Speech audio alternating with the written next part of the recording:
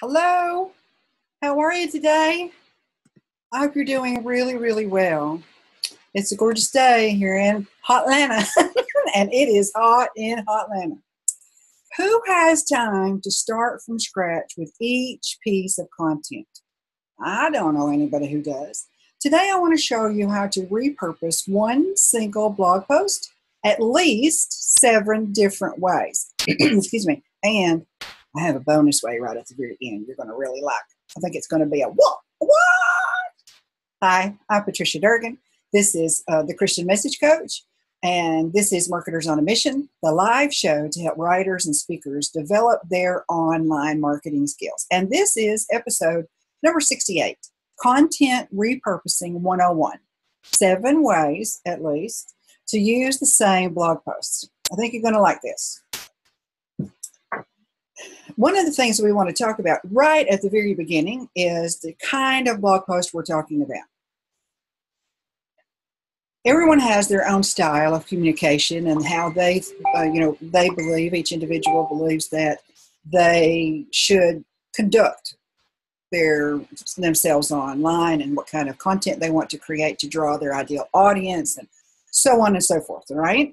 But what we're looking for when we're talking about the various ways that you can share content today in this episode, it's for people who are currently or who are moving to create content that their audience wants, meaning making a change in their audience's lives.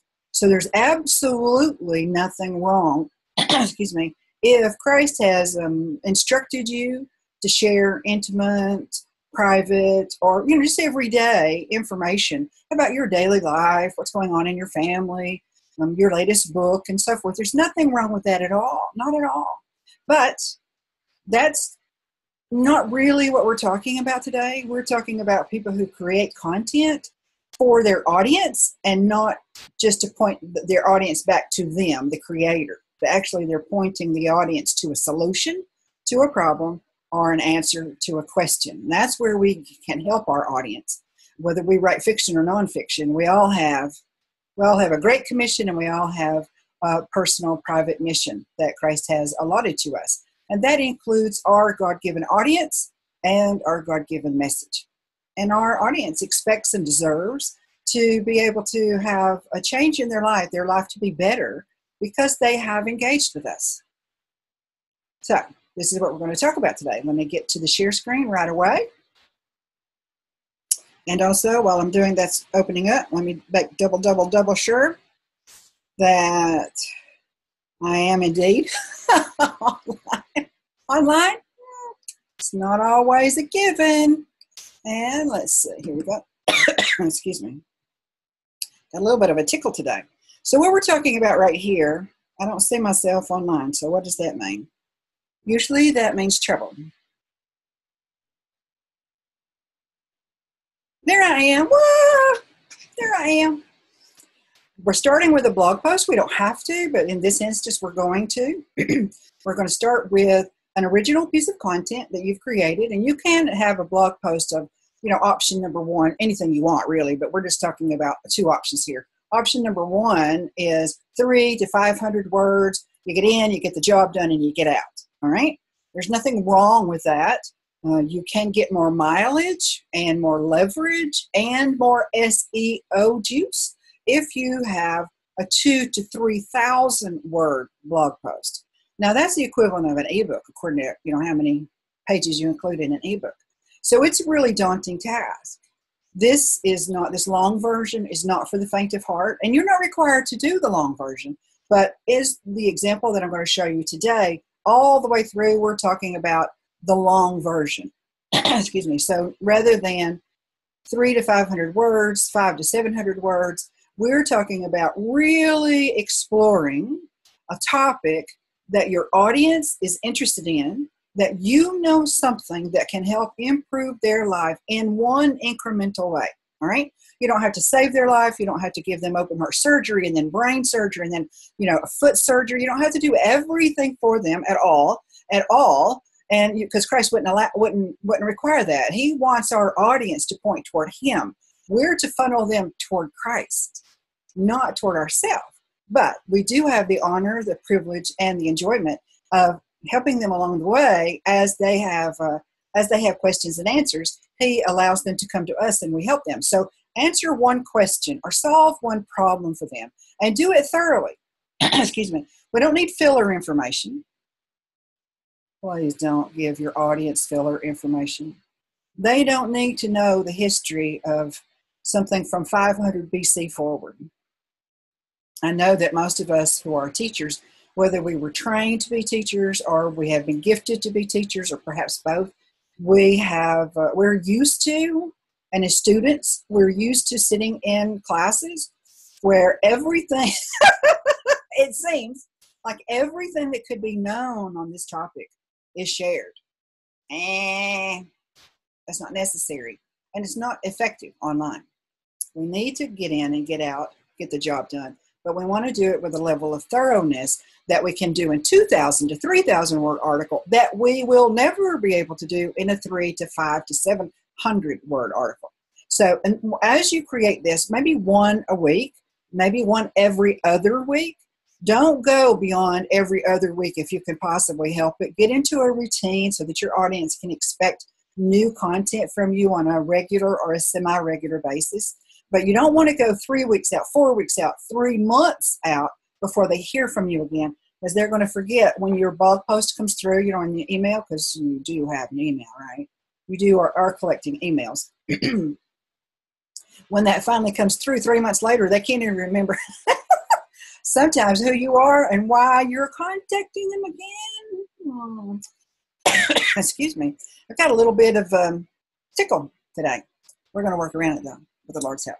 So we're starting out with a blog post, 2,000 to 3,000 words, and it can be more. But again, no fluff, no filler, just the facts.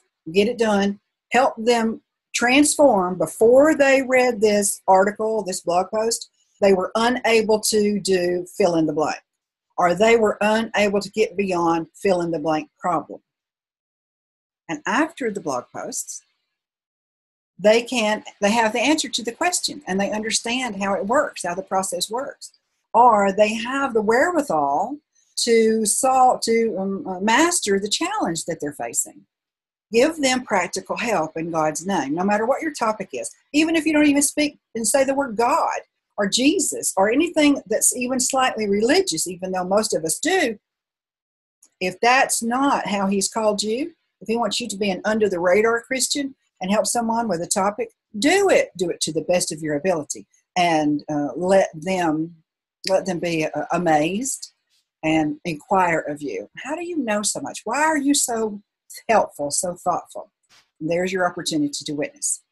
Okay, now this is my typical starting point, a Facebook Live show. There's something for me personally, only speaking for myself, there's something about being live with all its craziness and the hootenanny and the bronco busting, you never know what's going to happen, and you're just riding a wild bronco. And yet that invigorates me. It doesn't, it overwhelms me sometimes, and sometimes it scares me, but typically I love it.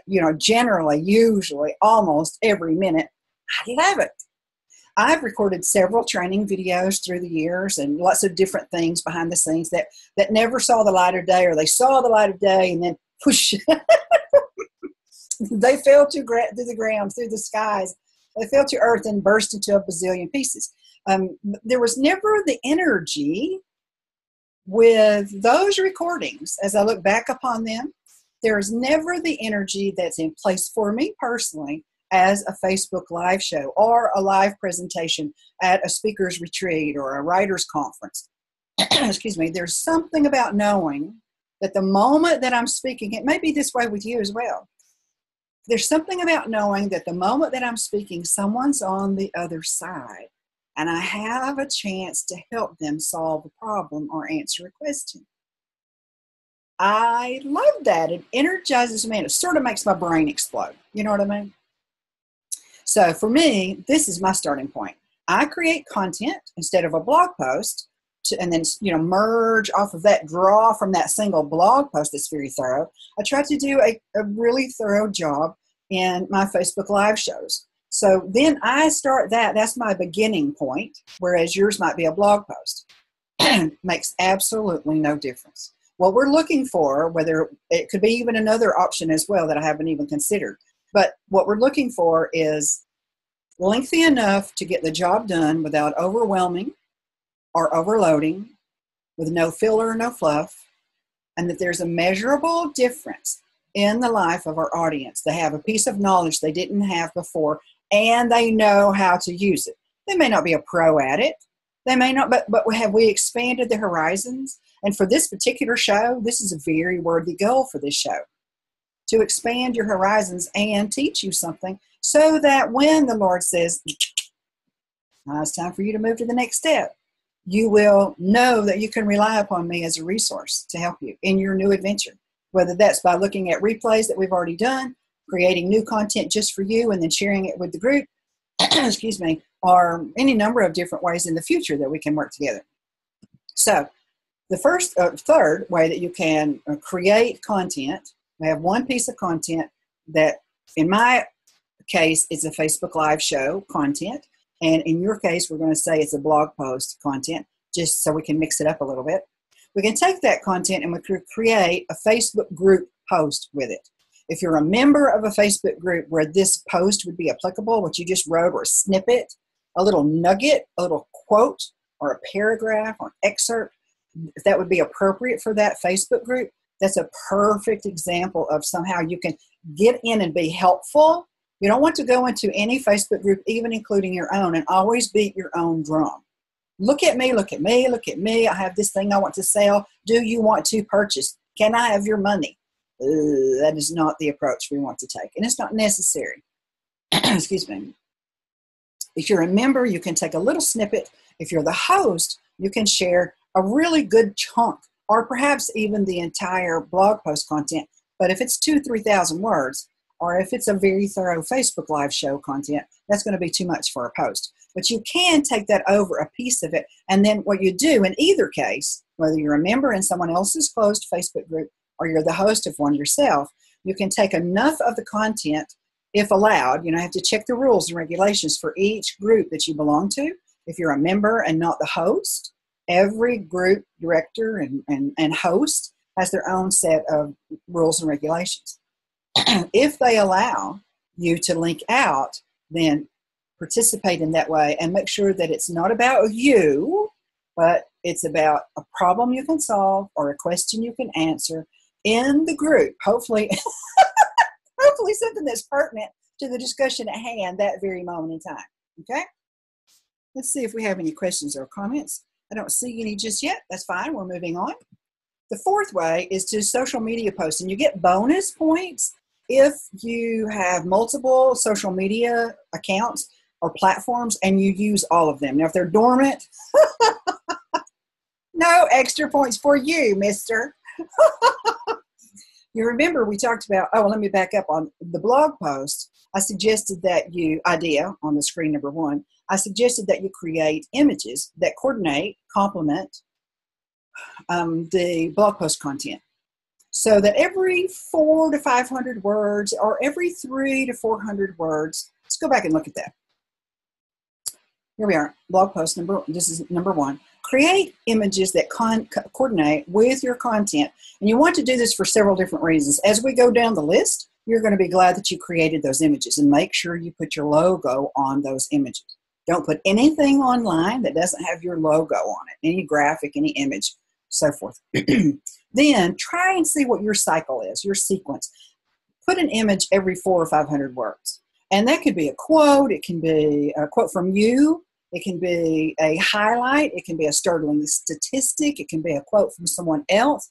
Lots of different ways. An infographic, if you know of one or if you create one. I believe that it's too early in the game for most of my clients to create an infographic. They're very time intensive and they're wonderful. They're really wonderful and they get a lot of good response. But you could take a month on them and think how many different things you could be doing and accomplish in a month to help people and to grow your business in other ways rather than the infographic. So we'll talk about infographics another day.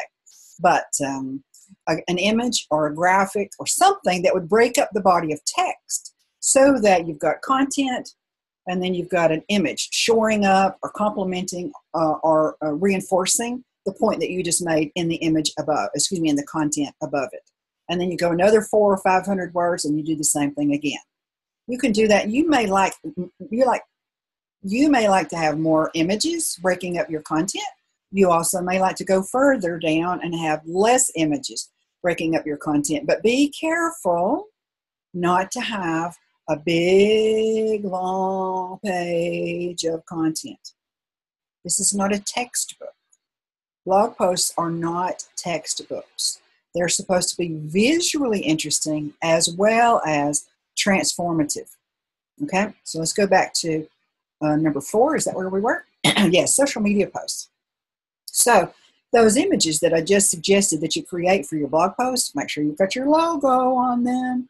Pull a quote from that blog post. And then again, we mentioned that a minute ago. Share a startling statistic. Be careful not to share something from another blog post at this time. The longer typically, let me back up. There are some blog posts that are resource blog posts, and they just got, here's a point, here's a resource, here's a link to that resource. Here's a point, here's a resource, and here's a link to that resource. And it's, off your website. Typically, those are not what we're talking about in this instance, okay? They're designed, those resource blog posts, they're designed to take you here, there, and yon. We're talking about a blog post that's thoroughly covering one topic, answering one question, or solving one problem for your ideal target market. And we don't want to, while we might have a quote from someone else, like Abraham Lincoln or Gandhi or whomever, we don't want to distract our audience by giving them an active link to Billy Bob's blog post that was so informative. You just read it yesterday or last month or last year, and you really want your audience to be able to read that. This is no time to be sharing that. You want their unfocused, you want their focused attention. You want their focused attention on your content. Not on you, but on your content. Because it's, busy helping them. Excuse me. So on your social media posts, you can pull any of these things that you've already added to your blog post. See, it's just you're using that as a reference point now. It's already created. It's already published. It's had its day in the sun. And this can be all of the things we're talking about are applicable to old blog posts if they fit this description and they are geared to help your audience, or current or future blog posts. You can take all of the things these pieces that we're talking about, these elements, quotes, statistics, images, and use them elsewhere in your social media. And then always add a link back to the blog post itself, because you want people to come back to your website ideally. That doesn't always happen, but that's the end goal right there. Come back to the website. That's your online home. No matter how long you're on, how many minutes a day you're on social media, your website is your online home, and that's where you want people to end up. Excuse me. All right, here we go. An online course lesson. This may seem like it's a little bit out there according to where you are in your development and your interest in creating an online course, but it's still viable. What you could do, even if you have no intention today of creating an online course, you can, if the Lord is tapping you on the shoulder, the Holy Spirit is saying, sort of bringing this to your mind, you not need to start watching what other people are doing online when they're offering or creating their online course, because I may want you to do something like this sometime in the future. The very least you can do is create a spreadsheet or a checklist or a chart to keep up with all of your blog posts, so that when and if the time comes, for any purposes, we're talking exclusively about an online course lesson, but it could be any number of different ways, that if you have your blog posts compiled in a list, you've got the headline, the direct link to that blog post, and the gist of that blog post, so that you can use that as a reference point as you're looking at that checklist in 3 months, 6 months, 2 years. Then whether you use this information as for an online course way down the road, if you do, you'll have everything compiled in one place. But if you don't, you may have an opportunity to have an interview. And somebody said, well, what blog post is that? Can you point me to that blog post? And if you happen to not have it at the ready, at the time of the interview because you didn't realize they were going to ask for it, you can instantly go to your checklist after the program, grab that link, email it, or in some way, transfer it to the host of the radio show or the podcast or fill in the blank, and let them post that on their media. Big, hairy opportunity. But it's not going to happen if it takes you 3 hours or 3 days or 3 weeks to dig through all of your blog posts to find that one link that he or she was asking about. When people are doing things live on air, or they post, even if it's recorded, even if their show or episode is pre-recorded, and they post it at their agreed upon time with their audience, they want links as soon as possible. They usually want them as they are uploading everything, so it's a package deal for them. One task, and they have everything ready. So it's just something, it's a little bit out there, but we have to expand our horizons. We have to be prepared for what the Lord may have us do in the future. Part of my job is help you see possibilities that you may not have considered before. Even if you don't do them right now, you know that that's out there. There's an idea. And most importantly, you can do it. If this is what Christ wants you to do, you can do it. Next, we have podcasts.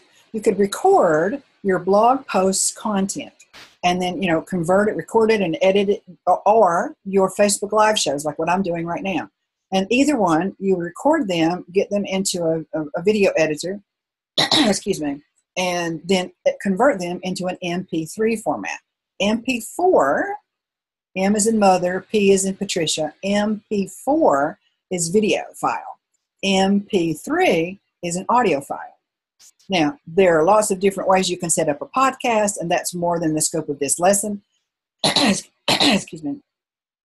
That may never happen, but again, it's just an idea for you to consider, because it's possible that if you did this little by little by little, you could have a stockpile in no time, according to how many blog posts that you publish every week or month or year. So, again, information. SlideShare. SlideShare used to stand alone. It used to be an independent company for years and years and years. It was highly respected. It's just for the business world. Not that a regular person, a non-business person couldn't use it, but it was designed to serve business people exclusively, or people who have, a business purpose. Well, in 2012, LinkedIn purchased SlideShare. And over those years, those 6 years, SlideShare has changed, and it's not the online leader that it was. It has dropped a few notches, some say. Yet, that doesn't mean that it's a total waste of time, because it's another way for you to have content online, that other people can access, because you don't have to be a part of LinkedIn to access training or SlideShare on LinkedIn. I think that's correct. But you do have to have a LinkedIn account to post a SlideShare presentation. It didn't used to be. Went to SlideShare. Everything was free. You signed up. You uploaded your presentation. It's a PDF typically. Things have changed. For better or worse, they've changed. All right, how are we doing on time? We're doing good. Let's see. Let me check and see if we have anything going on here. I always have to check. Different times, different locations, I have different responses, and that's illogical, but that's the way it happens. Okay, we can take our blog post and we can create a video sharing that blog post content, or we can record a video teaser for your blog post on YouTube, upload it to YouTube, include the link back to your post on your blog, or we can record and edit a Facebook Live show and upload that to YouTube, which is my choice. I'm a little bit behind this very moment. I try to stay updated. Every day I try to, after this live show, I try to start the process of editing, do a little bit of light editing to my replays, to my live shows that I just stopped, that I just hosted. And then in 24 hours or less, I try to have them online with content that is applicable. We'll talk about that another day. But you don't have to do any of these things. You can pick and choose. You can do every single one. I wouldn't even consider sharing this with you if I thought that you were going to try to do all of these things, because it's not possible. Each one of these ideas has a learning curve attached to it. If you haven't got a YouTube account, if you don't know how to record on YouTube, if you don't even have a video editor on your desktop, if you know how to use your iPhone or your Android to create a video, and yet you don't know how to get it from there to YouTube, there's lots of steps between somebody having an idea, and this is always across the board. It's easy for somebody to say, well, just do this, and they say one sentence that represents 20 hours of work for you. So I'm cognizant of the fact that sharing an idea, I don't expect you to go do that or do every one of them, but as we discover what is possible, we begin to have those wheels start turning. And the Holy Spirit now has something that He can work with to, inspire us to action. Excuse me. And then here's the last one. Let me see. I thought I had. Let me check. No. So here's the last one. I really like this one. You can create a lead magnet from your blog post. Woo! You can. You can create a lead magnet for your blog post, and you can create a lead magnet from your blog post. Now, you wouldn't do that today, typically. If you write a blog post and publish it next Monday, you wouldn't create a lead magnet, and that's a 2, 3, 4, 5 page, typically PDF format, like a tiny, tiny little ebook. You would offer that to your readers in lots of different ways, on your social media, on your homepage, on your sidebar of that right-hand column. Typically is a right-hand column of your website, even within the body of your content or at the end of your blog post. You can offer it's a free resource, also called an opt-in, also called a lead magnet. So you wouldn't offer Monday's blog post, complete blog post, as a free resource on Monday. Your audience is more going to be confused by that. But you can create a standalone lead magnet sometime in the future for a blog post that was really popular, really hit home. You can always continue feeding people via direct link on your social media and other places to that particular blog post. If it was a real winner and you got a lot of engagement with it, whatever your format, whether that was on your blog post comment area or it's your social media, you can do that. You can also look back at some of those that you got great responses from and pull from them, leave them as they are, or add to them and create a lead magnet from them. And that lead magnet can go in a number of different places. You can create one and offer it on your social media for in exchange for an email address. You could add it as what is called a content upgrade. Here, option number 2. You can create a content upgrade for a future blog post. And this is where you would create an outstanding, thorough blog post. Let's say it has 9 points. This is from our pretend blog post that we're going to publish on Monday. And it's going to be great. It's going to answer a question or solve a problem. Just one. Just one. We're going to do a thorough job of it, and it's going to include 9 points. There's no goal there. I'm just picking a random number. And it's not necessarily about you. It is about your audience and how you can help them change their lives. So answer a question or solve a problem. Let's say that in that blog post, you share 6 of the 9 points. Now, you don't say I'm only sharing 9. Your headline wouldn't say 9 ways to skin a cat. That one just came to me just like that. But that's because I'm from the South. So it happens. You would say 6 ways. Your headline for that blog post would be 6 ways to skin a cat. Then in the body and or underneath at the bottom of the blog post, you would have what is called a content upgrade. And that is what we're talking about right now, a lead magnet that you've already created ahead of time. And it includes the 6 points that you just shared in your blog post. We want to do that because in a month, a week, a year, the person who has downloaded that is not going to remember, well, where are the other 6 pieces? We always go ahead and include those original 6 points that were in our blog post, and then we offer the remaining 3 blog posts as the lead magnet, and you give them all 9. So the headline for the blog post would be 6 ways to skin a cat. The headline for the free resource would be 6 ways to skin a cat. That's a terrible analogy, and it sounds bad as I'm saying it, but I've heard that phrase all my life, and it just came to me at the spur of the moment. You never know what's going to come out of here. Then this is going to help you grow your email list. All right, so we're almost finished. Let me tell you the best way. I love this. I just love this. Let me check and see. There's somebody here. Hello, Bob Osler. Thanks for showing up today. Thanks for joining us. Here's the beauty. I hope you enjoyed this. I hope that this really hits home for you because it's just mesmerizing. Of course, online marketing mesmerizes me. I think it's fascinating and wonderful, and it's an entire world of information. I've studied it, researched it, applied it since 1996, and there's still something new, multiple things new out every single day, every 24-hour span. But here's what I want to share with you. This is the coup de grace of this episode. What I've just created here, these pages, we start here. Now this is the content. So I would need to add a cover and a little bit of other elements. I'd need to put my contact information down here, email or website or both. But look at all these pages.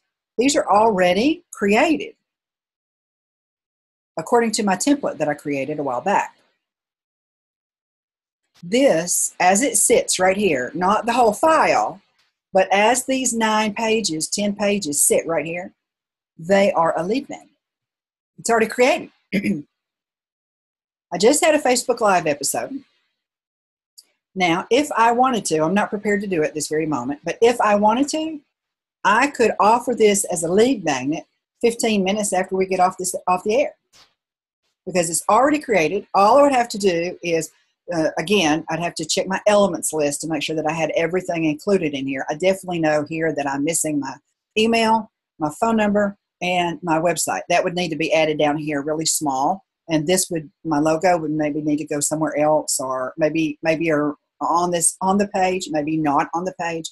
Add a last page, convert it to a PDF. And I just have a lead magnet that I created when I created the content for this episode. This is episode 68. Do I have 67 lead magnets already created? No. But I have the content for 67 because I try to do a thorough job. I take one topic, answer a question, solve a problem for my ideal target market, drawing you into the environment, helping you get to the next step, whatever that is, as it applies to the topic of the day, and give you measurable results. These are lead magnets. I hope you got that bazinga that I just got myself. I got that as I was creating this. It wasn't part of my original plan, and of course the Holy Spirit was like, duh! It's so obvious. Do you not see it, Patricia? And I said, yes, I do. What is it that I see? He said, this is a lead magnet right here, encased within your episode. It's the same thing with your blog posts, videos, audios. There's so many different ways that we can utilize content that's already created, and or we can strategize, because I love strategy. Online marketing is nothing without strategy. Anybody can give you a to-do list. Anybody can give you a check, check. And it's 27 items, 3 items, 4,000 items. But if you don't know how to use, how to create strategy, how to utilize strategy with these various items, then you're going to work too hard, and you're not going to be nearly as effective. Strategy is not everything, but it's really, really close to everything in online marketing. So if you know some of these ways and the Holy Spirit has maybe pricked your thinking as you've watched this live or in replay, you may think, well, the next blog post, I'm going to do this and this. And I'm going to think ahead. This is the whole purpose of my episodes. Every episode is to help you think ahead to the next time so that you can be more effective in less time than you may have been before you watched that show, that episode. The next time you create a blog post, consider, what images can I put on here that include my logo that would support the concept? What quotes from my own experience? What statistic from my own body of knowledge or from a resource, but you don't link to the resource, you just cite the resource? How many different ways can you add information to your content, your blog post, that's, you know, thorough covering of solving a problem or answering a question? How many different ways can you make it visually appealing with quotes and numbers and images? Then once it's published, how many different ways can you use those quotes on Twitter, those images on any social platform that you belong to? How many different ways can you create content that would shore that up and that would draw people's attention? You can go into a closed Facebook group if you're allowed to post like this, and you can start a conversation or join a conversation and offer this fantastic, thorough, helpful blog post or live show content that you just created, and it's now available for you to share with potential new readers who, Lord willing, will sign up for your lead magnet, for your opt-in, whether it's this or something else. And they will fall in love with you. They will learn to know, like, and trust you. And when you have an email list, you can get in touch with them periodically and let them know more about what you're doing, and, you know, develop a relationship like a pen pal in days of old. Develop a relationship via email. Let them know, let them know what you're doing. Give them an opportunity to give you money, to pray for you, to support you, to share your cause online. It's a wonderful, wonderful thing. We just have to think ahead a little bit. If you ever need any help with this, you know, I do one-on-one coaching. I think you know that, but in case not, I do one-on-one coaching. It can be charged by the hour, or we could do project-based. Excuse me. This has been episode number 68 of Marketers on a Mission. Content Repurposing 101. 7 ways to use the same blog post, or in my case, the content for the same, a specific Facebook Live show. Tomorrow, I'm going to show you the step-by-step sequence of creating an opt-in. And what does that mean? How to show you that it starts here. You know, your opt-in box starts here. And then when somebody signs up, they're taken here. And then they're taken over here. And then automatically they're taken here. It's difficult because we don't have any frame of reference for online marketing elements, tools, features. We don't really know. We've never had anything in our life that works like these things do. So it has nothing to do with a lack of intelligence. It's a lack of clear training or helpful training so that you can see, yeah, now I understand what people have been talking about all these years. I love that light bulb moment. That happens right here tomorrow at 3 p.m. Eastern Standard Time. Until then, I'm Patricia Durkin, the Christian Message Coach, and I pray this show helps you spread the good news online. Thanks for being here.